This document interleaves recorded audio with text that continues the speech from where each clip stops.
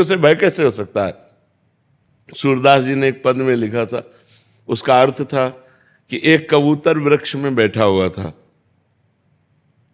बाज ने ऊपर से देखा और पूरा निशाना तय कर लिया।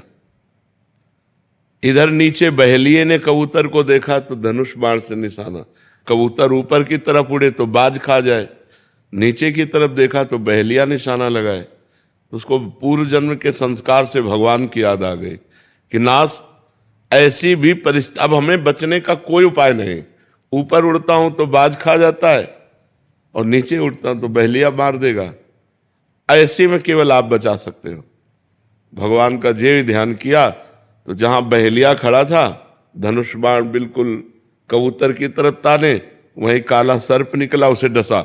जो ही डसा तो ऐसे हुआ, तीर छूटा तो सीधे बाज के लगा, दोनों मर गए, कबूतर निश्चिंत हो गया। तो भगवान बचा रहे हैं जब, तो भक्त को कभी भय नहीं होता और कभी चिंता नहीं होती। देखो सुदामा जी के 2-2 दिन 4-4 दिन खाने को नहीं था, और जब मालिक की कृपा हुई तो सुदामापुरी बन गई। जैसे द्वारिकापुरी वैसे सुदामापुरी। तो भक्त को कभी शोक नहीं होता, कभी चिंता नहीं होती, कभी भय नहीं होता। वो भगवान की शरण में निश्चिंत, निर्भय, निशोक रहता है। समझ पा रहे हैं आप? हाँ, भगवान में एकदम निश्चिंत, मस्त एकदम। और ऐसा नहीं कि विपरीत परिस्थितियों में भी मस्त, अनुकूल परिस्थिति में तो सब मस्ती दिखाते हैं। जब विपत्ति हो, प्रतिकूलता हो, तिरस्कार हो, संसार में कोई साथ ना दे रहा हो, तब मस्ती हो तो जानो भगवान की शरणागति की मस्ती है। जी। लवीना बत्रा जी जयपुर से।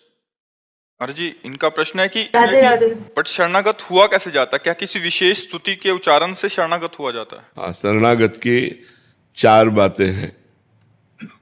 पहला है आज्ञा पालन। किसी संत प्रथम भगत संतन कर संगा, किसी संत महापुरुष का आश्रय ले लो, उनको अपना आदर्श बनाओ। पहले सत्संग करे, और सत्संग से पहले खूब अच्छी तरह जांच ले कि दंभ पाखंड नौटंकी नाटक तो नहीं है, रुपया कमाने के लिए पाखंड तो नहीं किया जा रहा है।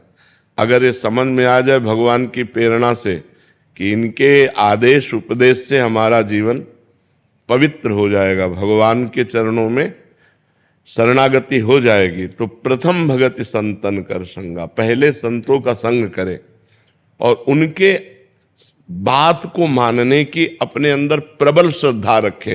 पहले है आज्ञा पालन, दूसरा है संकेत के अनुसार चलना, तीसरा है रुचि